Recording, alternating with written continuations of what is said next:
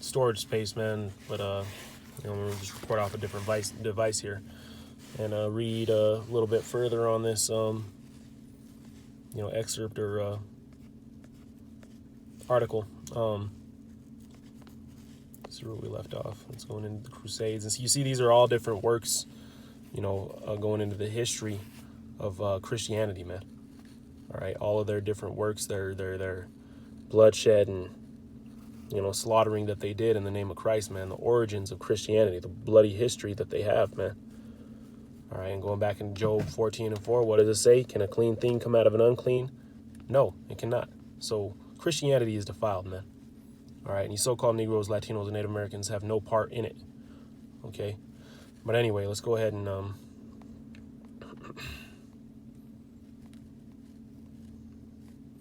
jump in right here. It says, when the 16th century ended, some 200,000 Spaniards had moved to the Americas. By that time, probably more than 60 million natives were dead, right? Once again, all in the name of Christianity, man. Okay, and then, going into the Puritans that you had going into North America and taking it, okay? And I want to try to find, there was one part that I had read in here that I wanted to pull out. I mean, there's a lot of good points and, exposing stories, within this thing. But here it is right here. All right, at the top of the screen, it says, other Indians were killed in successful plots of poisoning. The colonists had dogs especially trained to kill Indians and devour children from their mothers' breasts. In the colonists' own words, bloodhounds to draw after them and mastiffs to seize them. Right? This was what they're saying, man. This is what they would say. Bloodhounds to draw after them and mastiffs to seize them. To tear your baby out and rip into pieces in front of you, man. All right, and going on, it tells how the pastors were holding on to slaves, and the governors were taking in slaves, and all of these comment to the Christian exterminators. You see, the Christianity is a very deep, dark, and bloody history, man. Okay, but with that, let's go ahead and get into these scriptures. All right.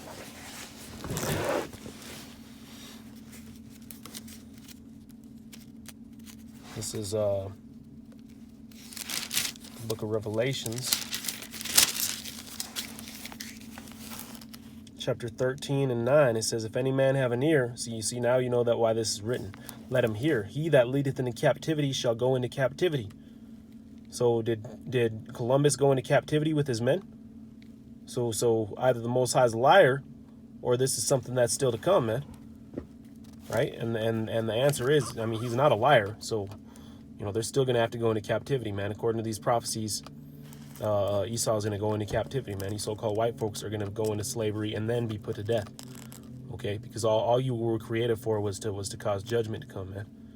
All right? The cancer of the universe. Look what you've done to the planet Earth underneath your rule, man. Everything's yellow and destroyed and hard to breathe. Chemtrails going on. It says, he that leadeth into captivity shall go into captivity. He that killeth with the sword must be killed with the sword. Here is the patience and the faith of the saints, right? Because we know at the end of the day, man, we're going to have that ultimate win. Okay? We're going to be the ones with the final win, the final laugh, so to speak. Okay? Let's go ahead and jump to Jeremiah. And, read what's coming upon you, man. Read what's coming upon you, Edomites, for what you have done. All right, for all these different things that we just read. All right, this is Jeremiah 30. I'm going to jump down here to verse, I'll start up here at verse 8. This is, for it shall come to pass in that day, saith Yahweh of armies, that I will break his yoke from off thy neck, and burst thy bonds, and strangers shall no more serve themselves of him. Right, so our enemies that have oppressed and ruled over us and put yokes of iron upon our neck, you look up yokes of iron and see who comes up. They're gonna pay for those things, man. Okay? It says, therefore fear thou not, O my servant Jacob, saith Yahweh, neither be dismayed, O Israel, for lo, I will save thee from afar, and thy seed from the land of their captivity. And Jacob shall return, and shall be in rest, and be quiet, and none shall make him afraid. For I am with thee, saith Yahweh, to save thee, though I make a full end of all nations, whither I have scattered thee, yet will I not make a full end of thee, but will correct thee in measure, and will not leave thee altogether unpunished. So we'll make a full end of all nations whither he have scattered thee, man. All right, so he's going to judge you. He's going to judge you for what you've done, man. Okay? Going on, it says,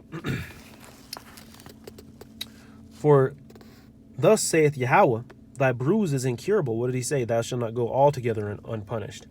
Thy bruise is incurable, and thy wound is grievous. There is none that plead thy cause, that thou mayest be bound up. Thou hast no healing medicines. All thy lovers have forgotten thee. They seek thee not, for I have wounded thee with the wound of the enemy. Right? Being Esau, Edom, man. We were just reading about the wound of the enemy. So they are not. So also there are enemies. It says, with the chastisement of the cruel one. Right? They're cruel, wicked beasts, man. Created to destroy. Okay, but yet they're going to be destroyed, man. It's going to turn back upon their own head according to the prophecies that we just read. All right, but it was our judgment, all right, to receive chastisement, all right, at the hands of Esau, man. It says, for the multitude of thine iniquity, because thy sins were increased. Why criest thou for thine affliction? Thy sorrow is incurable. For the multitude of thine iniquity, because thy sins were increased, I have done these things unto thee. Therefore, all they that devour thee shall be devoured, and thine adversaries, every one of them, shall go into captivity, and they shall spoil thee. And they that spoil thee shall be a spoil, and all they that prey upon thee shall I give for a prey. Right? So judgment will come to them, man. Judgment will come to them for the way that they have treated, all right, the Israelites of the Bible, man. Okay, according to these prophecies, according to these, these things that we're reading. Let me go ahead and jump to the book of Amos.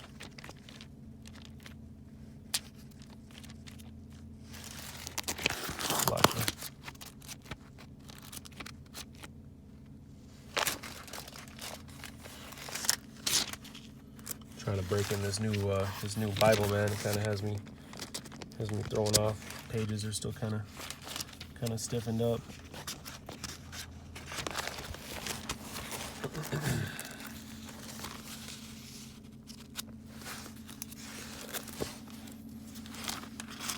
Yeah, I'll go ahead and go to the book of Amos, chapter 9.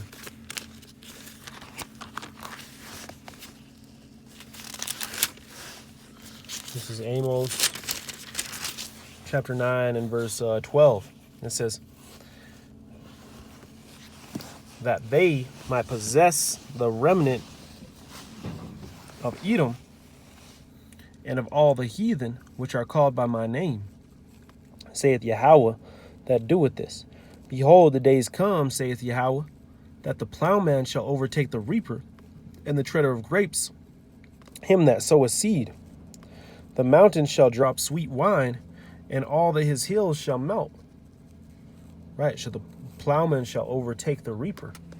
You see, so we, the Israelites who have been put on the bottom, we're going to overtake our enemies, man.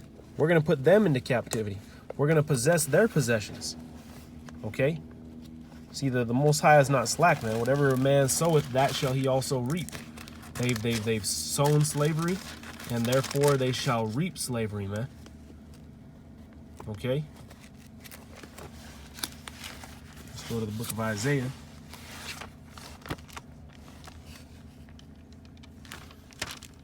This is Isaiah 61 and 6. 61 and... I'll go ahead and start at verse 4. It says, and they shall build the old wastes. They shall raise up the former desolations.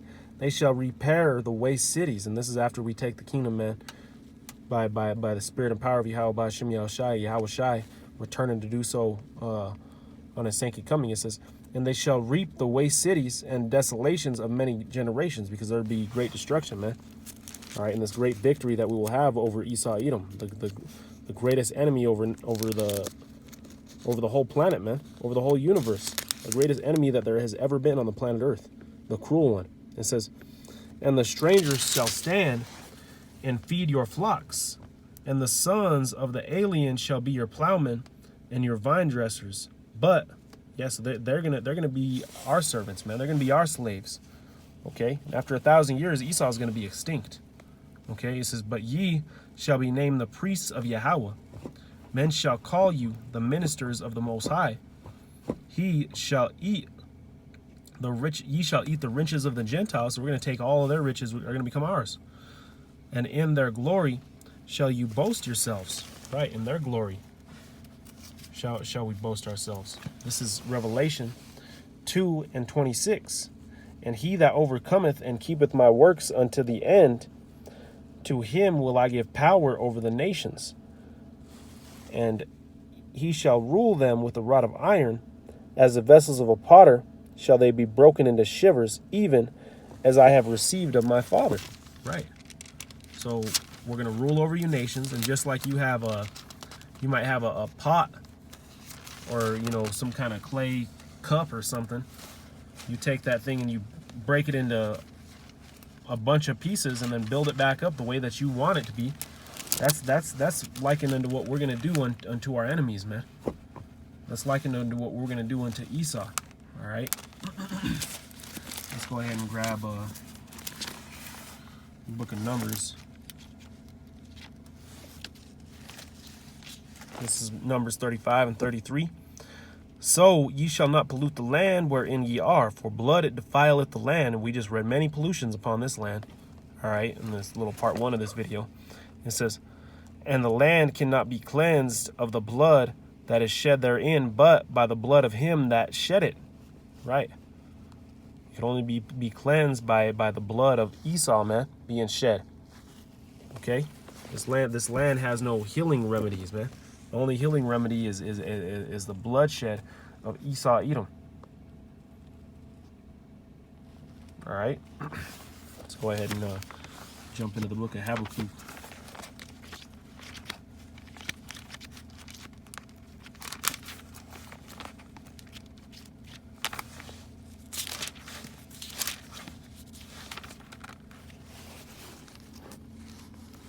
This is Habakkuk 2.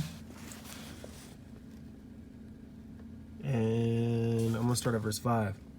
It says, yet also, because he transgresseth by wine, he is a proud man, neither keepeth at home, who enlargeth his desire as hell. That's what he does, man. He's enlarged his desire as hell. He's destroyed and taken and killed everything, man.